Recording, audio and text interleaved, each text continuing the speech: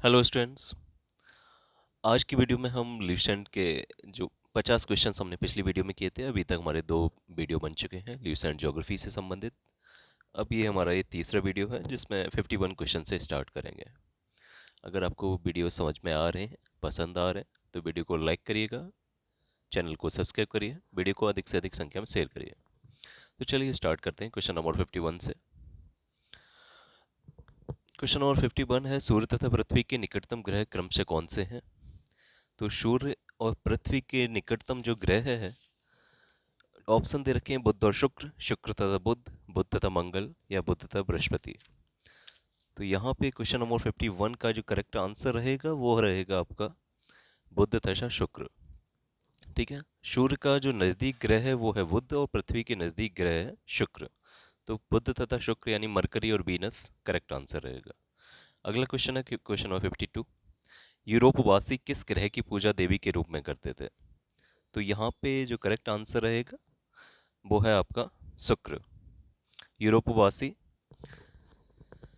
देवी के रूप में एक ग्रह की पूजा करते थे, तो वो ग्रह है आपका वीनस या शुक्र। अगला क्वेश्चन करेंगे, सौरमंडल का सबसे गर्म ग्रह कौन सा है? तो गर्म ग्रह सबसे चमकीला ग्रह, सूर्य, शाम का ग्रह या शाम का तारा या सुबह का तारा, ये सभी चीज़ें किसको बोलते हैं? शुक्र ग्रह को बोलते हैं, यानी वीनस को बोला जाता है। अगला क्वेश्चन है, पृथ्वी के सर्वाधिक निकट कौन सा ग्रह है? तो पृथ्वी के सर्वाधिक निकट है शुक्र, जबकि सूर्य के सबसे नजदीक है आपका निकट है बुध। अगला क्वेश्चन रहेगा, निम्नलिखित में से किस एक को भोर का तारा के नाम से जाना जाता है? तो भोर का यानी सुबह का तारा, सुबह सबसे ज्यादा चमकता हुआ हमें तारा दिखेगा, या शाम को सबसे ज्यादा चमकता हुआ तारा दिखेगा, शुक्र। अगला क्वेश्चन है, निम्नलिखित ग्रहों में से किसे सौंदर्य का देवता कहा जाता है? सौंदर्य का देवता भी वीनस को ही कहा जाता है, यानी शुक्र को ही कहा जाता है। अगला क्वेश्चन है कि सुपरनोवा है, सुपरनोवा क्या होता है?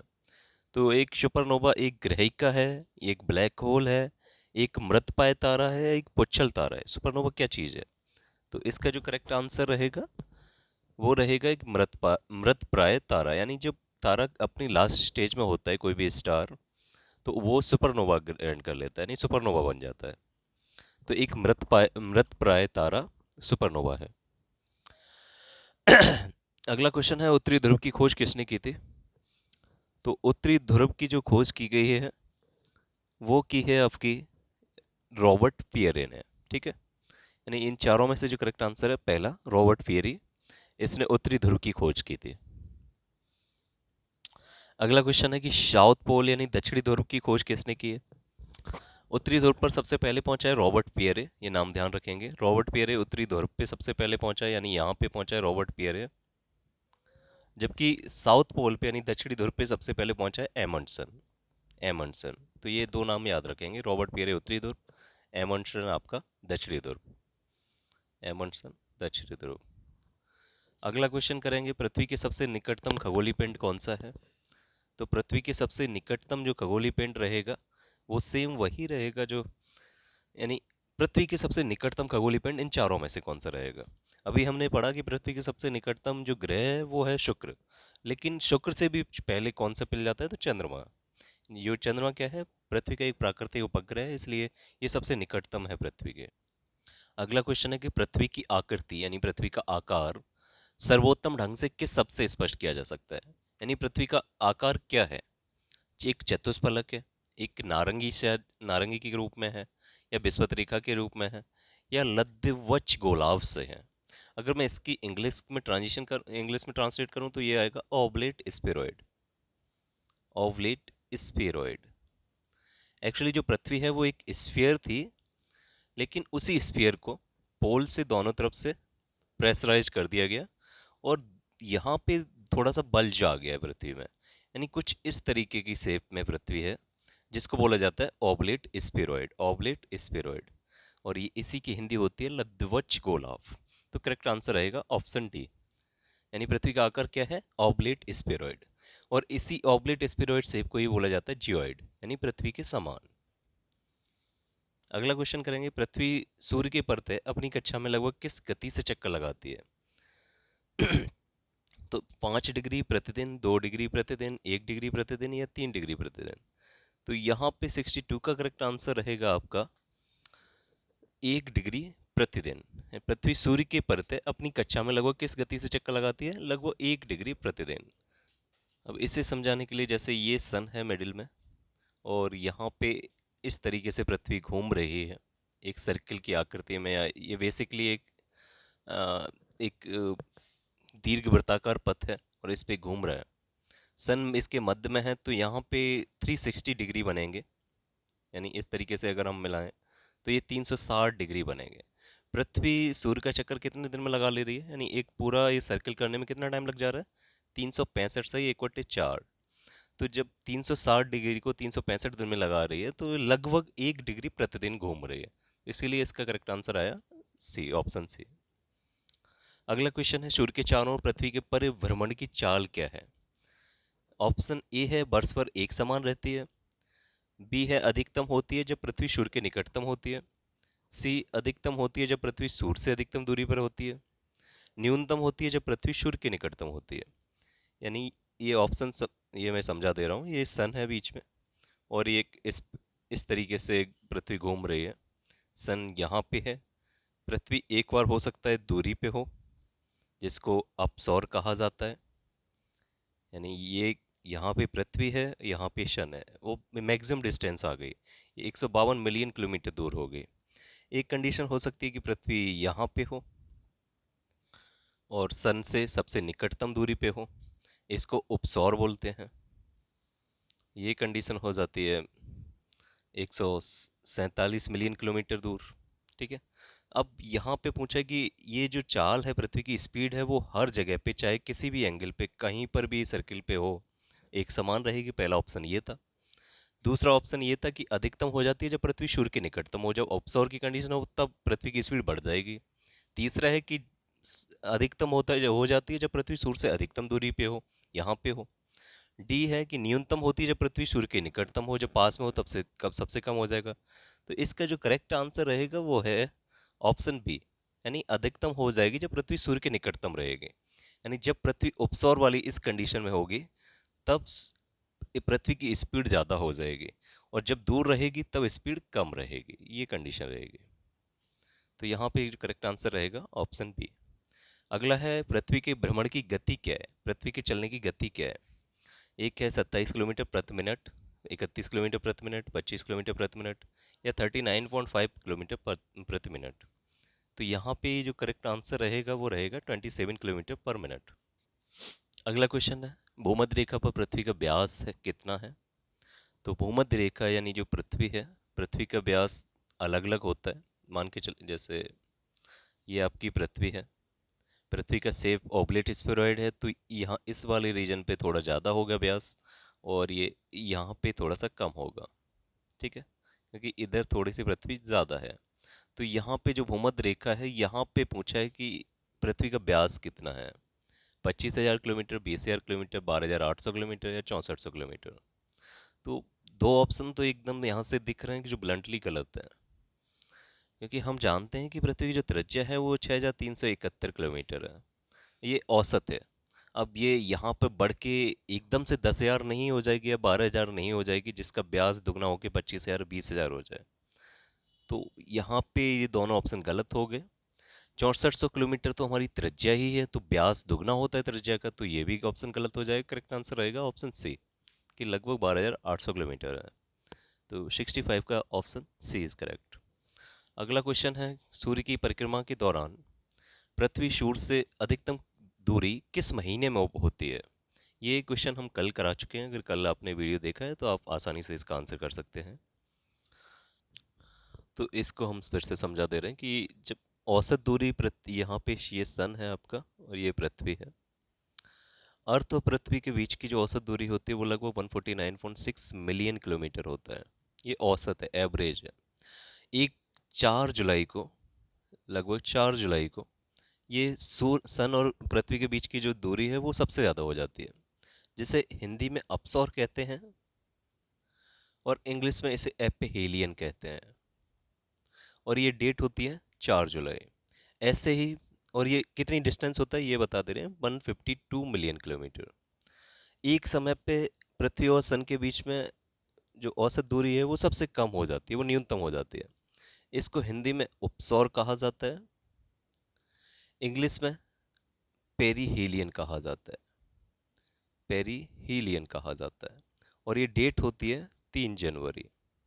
ठीक है, 3 जनवरी को पृथ्वी और सूर्य सबसे नज़दीक होते हैं, और ये नज़दीक कितने होते हैं, तो ये 146 मिलियन किलोमीटर नज़दीक होते हैं। और जबकि औसत है 149 के समथिंग, और मैक्सिमम अपसौर की कंडीशन में हो जाते हैं 152 मिलियन किलोमीटर। और ये डेट होती है 4 जुलाई, यानी सबसे दूरी कब हो जाती है, 4 जुलाई को। करेक्ट आंसर भी रहेगा। अगला है पृथ्वी की उपसौर स्थिति किस महीने में होती है, यानी हम बताएं ये सबसे नज़दीक कब होते हैं, तो ये 3 जनवरी को सबसे नज़दीक होते हैं। करेक्ट आंसर बी रहेगा। अगला क्वेश्चन है 68। 68 में पूछा है कि तारे पूरब से पश्चिम में किस कारण ज़्यादा दिखते हैं। तारे पूरब से पश्चिम में किस कारण ज़्यादा दिखते हैं। पहला ऑप्शन दे रखा है पूरा ब्रह्मांड पूरब से पश्चिम की ओर घूम रहा है, बी है कि पृथ्वी सूर्य की परिक्रमा कर रही है, सी है पृथ्वी पूरब से पश्चिम की ओर घूम रही है, और डी ऑप्शन है पृथ्वी पश्चिम से पूरब को घूम रही है। ये एसएससी सन 2012 में पूछा गया क्वेश्चन है।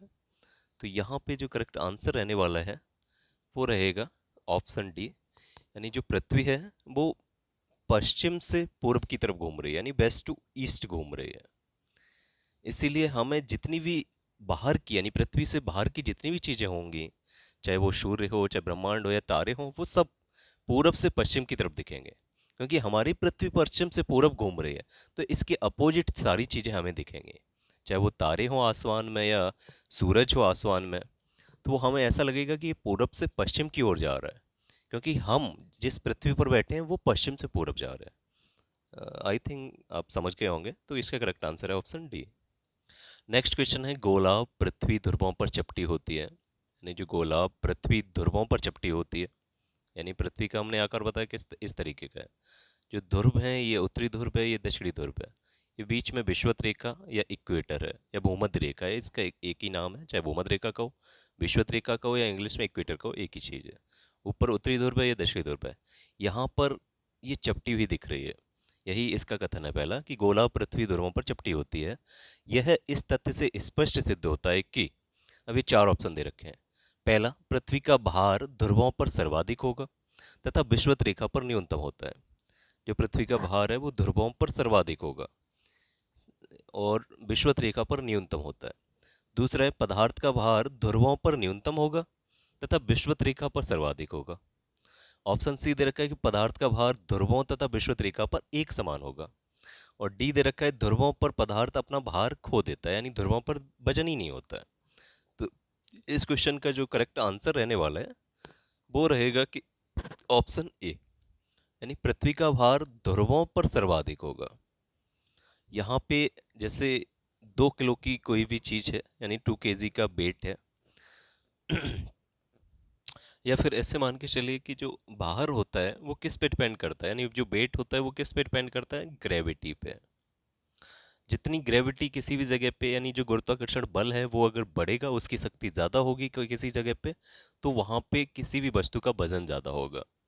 अब जैसे जैसे गुरुत्वाकर्षण बल क्षीण होता चला जाएगा, कमजोर होता चला जाएगा, किसी भी वस्तु का उस जगह पे वजन भी कम होता चला जाएगा। इसका एग्जाम्पल दिया जाता है कि चंद्रमा पे गुरुत्वाकर्षण बल पृथ्वी की तुलना में 1/6 गुना है।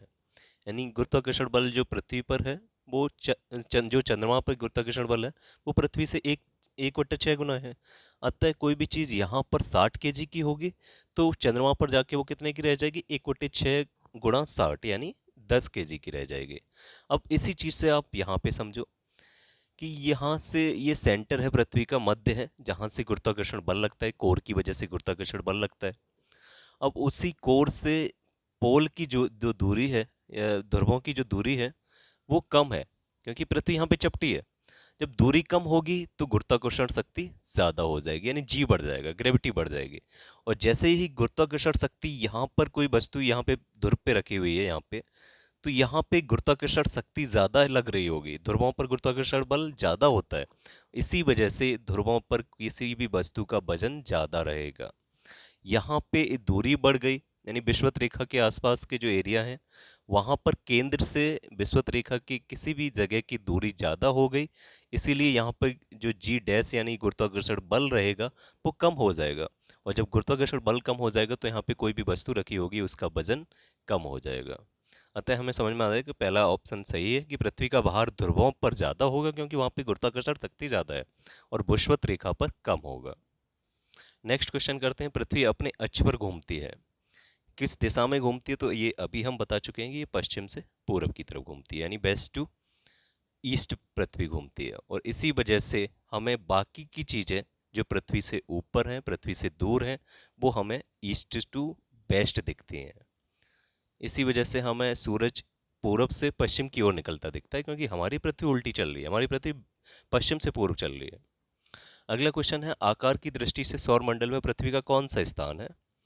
तो आकार की दृष्टि से अगर हम बात करें तो सबसे बड़ा है जुपिटर यानी बृहस्पति, उससे छोटा है आपका शनि, उससे छोटा है आपका यूरेनस अरुण, उससे छोटा है वरुण,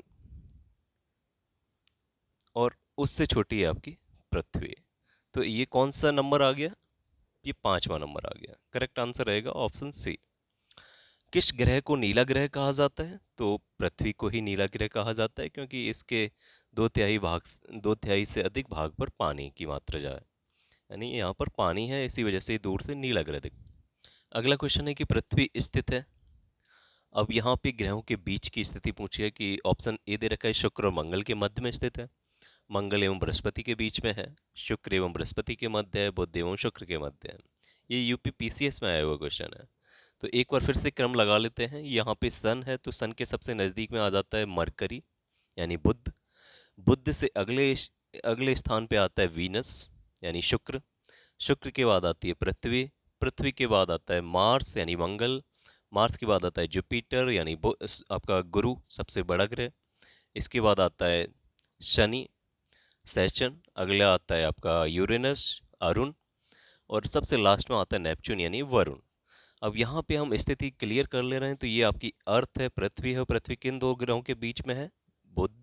शुक्र यानी वीनस और मार्स यानी मंगल के बीच, शुक्र और मंगल के बीच में पृथ्वी स्थित है। अगला क्वेश्चन है, किस दिन पृथ्वी सूर्य के सबसे निकट होती है? तो सूर्य की सबसे निकट होती है 3 जनवरी को और सबसे दूर होती है 4 जुलाई को। तो यहाँ पे ऑप्शन डी करेक्ट रहेगा। अगला क्वेश्चन है, पृथ्वी सूर्य से अपनी अधिकतम दूरी पर कब होगी? तो ये 4 जुलाई को होगी। सेम क्वेश्चन एसएससी में 2 बार पूछा गया है। नेक्स्ट क्वेश्चन है, पृथ्वी सूर्य के इर्द गिर्द परिक्रमा करती है, लगभग कितने दिन लग जाते हैं पृथ्वी सूर्य के चारों ओर घूमने में? तो इधर पहला ऑप्शन है 365.12, ये सब दिन है।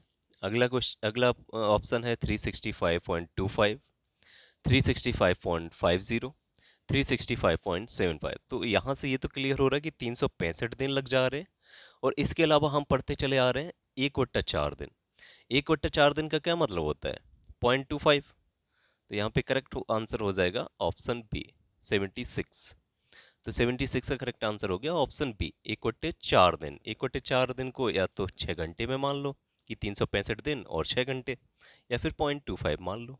ठीक है, बात वही है। अगला क्वेश्चन करते हैं, पृथ्वी का प्राकृतिक उपग्रह कौन सा है? तो आर्यभट्ट रोहिणी ये अप्राकृतिक उपग्रह हैं जो पृथ्वी के ऊपर हैं, लेकिन मानव ने बना के भेजे हुए हैं। मंगल एक ग्रह है ना कि उपग्रह। उपग्रह क्या होता है? जो ग्रह का चक्कर लगाए। तो यहाँ पे करेक्ट आंसर आ जाएगा ऑप्शन सी यानी चंद्रमा। चंद्रमा पृथ्वी का प्राकृतिक उपग्रह है।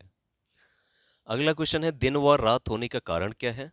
तो दिन और रात होने का क्या कारण होता है? तो ऑप्शन ए दे रखा है, पृथ्वी का अपने अक्ष पर घूर्णन, यानी ये पृथ्वी है और ये अपने अक्ष पर इस तरीके से रोटेट कर रही है, तो क्या इस वजह से दिन और रात होते हैं? पहला ऑप्शन है। सेकंड ऑप्शन है, पृथ्वी की सापेक्ष सूर्य की गति, यानी पृथ्वी ये सन है बीच में और पृथ्वी ये ऐसे घूम रही है, इसके चारों तरफ घूम रही है, क्या इस वजह से दिन रात हो रहा है? सी दे रखा है, पृथ्वी के अक्ष का झुकाव, पृथ्वी अपने अक्ष पर 23.5 डिग्री झुकी हुई है, क्या इस वजह से दिन रात हो रहा है? ऑप्शन डी है, सूर्य के चारों ओर पृथ्वी का परिभ्रमण, यानी सूर्य के चारों तरफ पृथ्वी का घूमना। तो यहाँ पर जो 78 का करेक्ट आंसर रहेगा वो रहेगा ऑप्शन ए, यानी जो पृथ्वी अपने अक्ष पर वेस्ट टू ईस्ट घूम रही है, इसी वजह से हमारा दिन और रात होता है। किसी भी स्थान पर सूर्य पूरब की ओर निकलता है और पश्चिम में छिप जाता है। यानी पृथ्वी का दिन रात होना पृथ्वी के अपने अक्ष पे घूर्णन गति के कारण होता है। अगला क्वेश्चन करते हैं 79। आज थोड़ा सा जो आवाज़ है वो थोड़ी सी डिफरेंट देखने को सुनने को मिल रही होगी आपकी, क्योंकि थोड़ा सा मुझे फीवर है और कोल्ड है, तो इस वजह से समस्या हो रही होगी। अगला क्वेश्चन है 79। 79, सूर्य के अतिरिक्त निकटतम सितारे से प्रकाश पृथ्वी तक पहुंचता है, कितने समय में पहुंचता है? तो 4.2 सेकेंड, 42 सेकेंड, 4.2 ईयर्स या 42 ईयर्स। तो सूर्य के अतिरिक्त जो निकटतम तारा है प्रोक्सिमा सेंचुरी, वहाँ से कितने समय में आपका कोई भी लाइट या प्रकाश पहुंच जाएगा? तो इसका करेक्ट आंसर रहने वाला है ऑप्शन सी, यानी 4.2 ईयर्स। अगला क्वेश्चन है सूर्य से पृथ्वी की दूरी कितनी है? तो ये मैं कई बार बता चुका हूँ कि सूर्य से पृथ्वी की औसत दूरी है 149.6 kilometre. Correct answer D. Next question 81, अपने अक्ष पर पृथ्वी एक चक्कर कितने समय में पूरा कर देती है? यानी हम क्या मानते हैं कि 24 घंटे में दिन रात हो जाता है, बट एक्चुअली वो 24 घंटा नहीं होता, वो कितना होता है? 23 घंटे 56 मिनट और 4 सेकेंड, यानी option B is correct answer. अगला क्वेश्चन है 82, पृथ्वी पर दिन रात की अवधि समान होती है। कहाँ पर पृथ्वी पर दिन रात की अवधि समान होगी? ध्रुवों पर, भूमध्य रेखा पर, मकर रेखा पर या कर्क रेखा पर? तो पृथ्वी पर जो दिन और रात की जो अवधि है, जो 12 घंटे का दिन रहेगा, 12 घंटे की रात रहेगी, ये केवल भूमध्य रेखा पर ही संभव है। ठीक है, करेक्ट आंसर ऑप्शन बी रहेगा। अगला है इक्विनॉक्स का तात्पर्य क्या होता है? इक्विनॉक्स क्या मतलब है? वह तिथि जब, यानी इक्विनॉक्स क्या है, ये कौन सी तिथि होती है? तो पहला है दिन और रात समान अवधि के होते हैं, इस तिथि को इक्विनॉक्स कहते हैं। दूसरा है रात की अपेक्षा दिन लंबे होते हैं। सी है दिन की अपेक्षा रात लंबी होती है। डी है वर्ष के सबसे छोटे दिन एवं सबसे छोटी रात होती है। तो ये मैंने कल वाली वीडियो में समझाया हुआ था कि 4 डेट आपको बताई थी, एक बार फिर से बता दे रहा हूँ। ये आपकी पृथ्वी है, यहाँ पे आपकी भूमध्य रेखा है, इक्वेटर है, 0 डिग्री है। यहाँ पे 23.5 डिग्री नॉर्थ, 23.5 डिग्री उत्तर है, जिसे हम कर्क रेखा बोलते हैं, इसको कर्क रेखा बोलते हैं। यहाँ पे 23.5 डिग्री साउथ है, जिसे हम मकर रेखा बोलते हैं या ट्रॉपिक ऑफ कैप्रिकॉर्न बोलते हैं। कर्क रेखा को ट्रॉपिक ऑफ कैंसर कहा जाता है। अब हमें ये पता है कि सूर्य की जो सापेक्षिक मोमेंट है वो केवल विषुवत यहाँ से कर्क रेखा से मकर रेखा के बीच में ही होता है। यानी सूर्य वर्ष में एक बार कम से कम इन कर्क रेखा से मकर रेखा वाले जितने भी क्षेत्र हैं वहाँ पर वर्ष में एक बार कम से कम सीधा चमकेगा। अब मैंने कल 4 डेट बताई थी आपको कि मान के चलो यहाँ 21 मार्च है। 21 मार्च को सन हमेशा भूमध्य रेखा पर होता है, सीधा चमकता है। फिर धीरे धीरे मार्च से अप्रैल, अप्रैल से मई, मई से जून ऊपर की तरफ मूवमेंट होता है सूर्य का, और कर्क रेखा पर ये पहुंच जाता है 21 जून को। ठीक है, कब पहुंच जाता है? 21 जून को। अब इससे ऊपर नहीं जा सकता, तो वापस आता है जून, जुलाई, अगस्त और सितंबर में 23 सितंबर को ये वापस भूमध्य रेखा के ऊपर होता है। फिर सितंबर, अक्टूबर, नवंबर, दिसंबर इधर की तरफ मूव करता है, और दिसंबर में 22 दिसंबर को ये जस्ट अबव द मकर रेखा होता है, ट्रॉपिक ऑफ कैप्रिकॉर्न होता है। तो ये 4 डेट आपको याद रखनी चाहिए। इनमें से जो 2 डेट हैं 21 मार्च, 23 सितंबर, इन दोनों को बोलते हैं इक्विनॉक्सिस। यानी सूर्य कहाँ पर है? आपके भूमध्य रेखा पर है, और भूमध्य रेखा पर जब सूर्य होता है तो इसका मतलब होता है कि दिन और रात समान अवधि के होंगे, 12 घंटे का दिन होगा, 12 घंटे की रात होगी। 21 जून और 22 दिसंबर को सोलिस्टिस कहा जाता है। 21 जून को क्योंकि हम इसी जगह पे हैं, इंडिया इधर ही है उत्तरी गोलार्ध में, तो 21 जून को बोला जाता है समर सोलिस्टिस, यानी ग्रीष्म अयनात। जबकि 22 दिसंबर को बोला जाता है विंटर सोलिस्टिस, यानी जो शीत अयनांत हिंदी में। और बाकी के जो 21 मार्च है और 23 सितंबर है, इसको बोला जाता है इक्विनॉक्सिस। ठीक है, तो 21 मार्च और 23 सितंबर को दिन और रात समान अवधि के होंगे, या फिर हम कह सकते हैं कि भूमध्य रेखा पर दिन और रात की अवधि समान होती है। तो इक्विनॉक्स का मतलब होता है दिन और रात समान अवधि के होते हैं स्थिति। अगला क्वेश्चन है दक्षिणी गोलार्ध में सबसे लंबा दिन कब होता है? तो यहाँ इसी वीडियो से हम देखेंगे कि दक्षिणी गोलार्ध में सूर्य कब होगा। सूर्य होगा 22 दिसंबर को। अब सूर्य यहाँ पर 22 दिसंबर को सीधा चमक रहा है, तो इस पूरे गोलार्ध में सबसे बड़ा दिन होगा और सबसे छोटी रात होगी। ये किस दिन होगा? 22 दिसंबर को। दक्षिणी गोलार्ध में 22 दिसंबर को सबसे बड़ा दिन होगा जबकि इंडिया जहाँ जो कहाँ पर है, उत्तरी गोलार्ध में है, तो उसी 22 दिसंबर को इंडिया वाले रीजन में जो उत्तरी गोलार्ध में है वहाँ पर सबसे छोटा दिन होगा।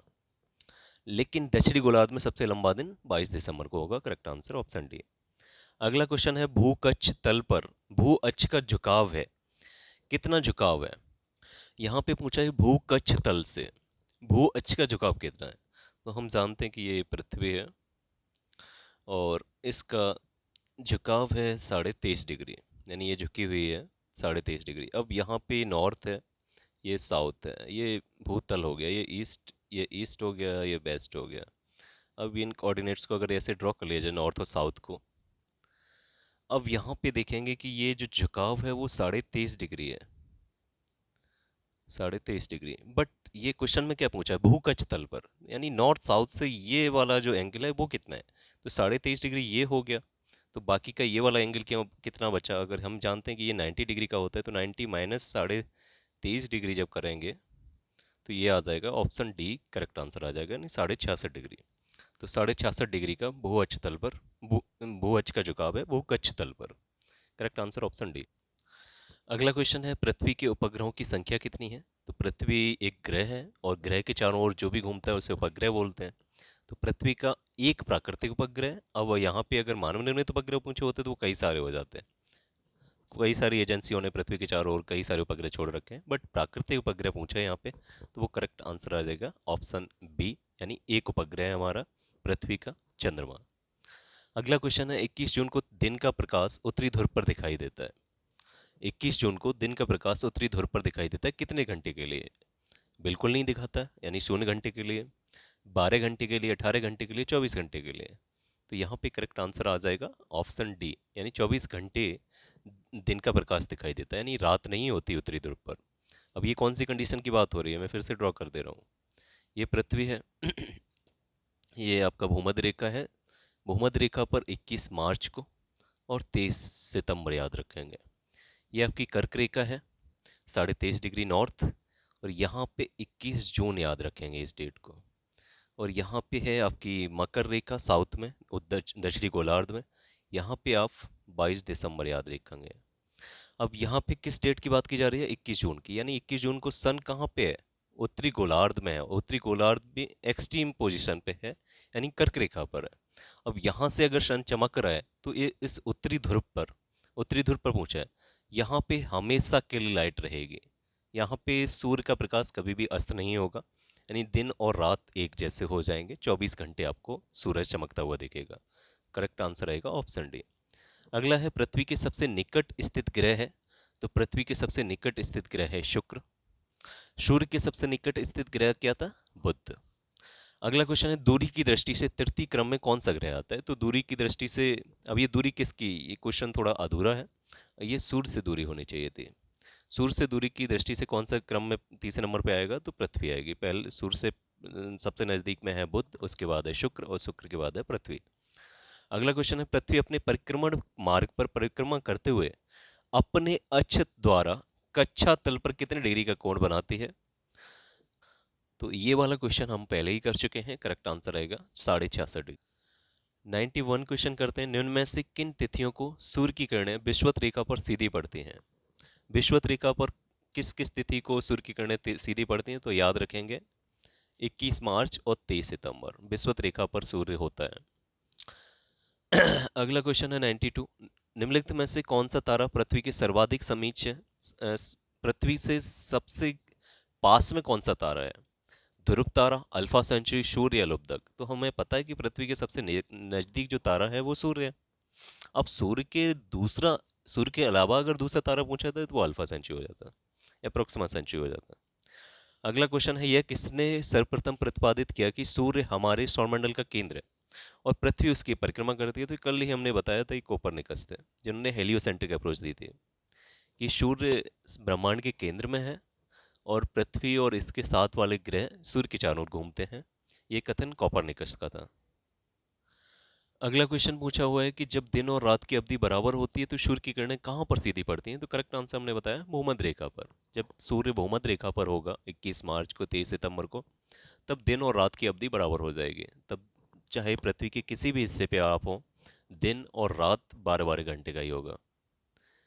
यानी उस समय सूर्य कहाँ पे है? पृथ्वी के सेंटर पे है। अगला क्वेश्चन है, यदि पृथ्वी एवं अंतरिक्ष के बीच से वायुमंडल को हटा हुआ माना जाए तो आसमान का रंग कैसा हो जाएगा? अगर पृथ्वी और अंतरिक्ष के बीच में आसमान आपका वायुमंडल ही ना हो तो प्रकाश को प्रकीर्णन करने का कोई माध्यम नहीं होगा, अतः जो कलर हो जाएगा वो ब्लैक हो जाएगा। यानी अंतरिक्ष हमें कैसा दिखता है? काला दिखता है। लेकिन हमारे पृथ्वी के चारों ओर वायुमंडल है, वायुमंडल में बहुत सारी गैसें हैं, बहुत सारे धूल के कण हैं। इस वजह से सूर्य का जो आपका सूर्य का जो लाइट आती है सफ़ेद रंग की, वो सातों रंगों में बढ़ जाती है, और जिस वजह से हमें नीला रंग सबसे ज़्यादा प्रकीर्णन होता है, तो उसकी वजह से हमें नीला दिखता है आसमान। वायुमंडल हमारा नीला दिखता है, बट अगर वायुमंडल ही ना होगा तो वो चीज़ें काली हो जाएंगी। अगला है, पृथ्वी की परिधि है, कितनी है परिधि? 40,232 किलोमीटर, 20,032 किलोमीटर, 30,052 किलोमीटर या 40,032 किलोमीटर? तो इसका जो करेक्ट आंसर रहने वाला है 96 का करेक्ट आंसर रहेगा आपका ऑप्शन डी, यानी 40,030 किलोमीटर, 32 किलोमीटर ये पृथ्वी की परिधि है। ठीक है, यानी पृथ्वी को एक तरफ से दूसरी तरफ अगर घूमा जाए तो 40,032 किलोमीटर की रहेगी। टोटल 100 क्वेश्चन करेंगे। 97 वाला क्वेश्चन है, उत्तरी गोलार्ध में वर्ष का सबसे लंबा दिन आमतौर पर कब होता है? उत्तरी गोलार्ध में वर्ष का सबसे लंबा दिन आमतौर पर कब होगा? तो हमें डेट याद है 21 जून को। उत्तरी गोलार्ध में 21 जून को, दक्षिणी गोलार्ध में सबसे बड़ा दिन होगा 22 दिसंबर को। तो हमें ये डेट याद है। तो जून महीने का कौन सा पखवाड़ा हो जाएगा ये? जून महीने का पहला पखवाड़ा? नहीं। जून महीने का दूसरा पखवाड़ा? नहीं। जुलाई महीने का पहला पखवाड़ा या जुलाई महीने का दूसरा पखवाड़ा? सॉरी, जून महीने के ये दूसरे पखवाड़े में 21 जून डेट आएगी और यही करेक्ट आंसर रहेगा। पखवाड़े का मतलब 15-15 दिन का पखवाड़ा होता है। तो शुरुआत के जून के 15 दिन में 21 जून नहीं आएगा। जून महीने का जो दूसरा पखवाड़ा होगा उसमें 21 जून आएगा, और वहीं पर उत्तरी गोलार्ध का सबसे बड़ा दिन होता है। अगला दिन है, किस तिथि को उत्तरी गोलार्ध में सबसे छोटा दिन होगा? अब ये उत्तरी गोलार्ध में सबसे छोटा दिन पूछा है, तो उत्तरी गोलार्ध में उस दिन सबसे छोटा दिन होगा जब दक्षिणी गोलार्ध में सबसे बड़ा दिन होगा, यानी कि 22 दिसंबर। अगला क्वेश्चन है, ध्रुवों पर दिन की अवधि होती है, ध्रुवों पर दिन की अवधि कितनी होती है? 3 महीने की, 6 महीने की, 9 महीने की, 12 महीने की? तो करेक्ट आंसर रहेगा 6 महीने की। ध्रुवों पर 6 महीने के लिए रात हो जाती है और 6 महीने के लिए दिन निकलता है। जब उत्तरी गोलार्ध में जब सन होगा तो उत्तरी गोलार्ध पे जो 6 महीने के लिए सूर्य चमकेगा, और जब दक्षिणी गोलार्ध में सन पहुंच जाएगा तो उत्तरी गोलार्ध पे 6 महीने के लिए रात हो जाएगी। ऐसे ही उल्ट दक्षिणी गोलार्ध के लिए भी संभव है। अगला और ये वीडियो का लास्ट क्वेश्चन है, निम्नलिखित में से किस ग्रह का औसत घनत्व सबसे अधिक है? तो औसत घनत्व पृथ्वी का सबसे अधिक है। तो इस तरीके से हमने अभी इस वीडियो में 50 क्वेश्चंस किए, यानी पिछले 50 क्वेश्चन से स्टार्ट करके यहाँ तक 100 क्वेश्चंस हम कर चुके हैं। अगली वीडियो में फिर से 50 क्वेश्चंस करेंगे। अगर आपको वीडियो पसंद आया हो तो वीडियो को लाइक करिएगा, अपने दोस्तों तक पहुँचाइएगा और चैनल को सब्सक्राइब करिए। जय हिंद।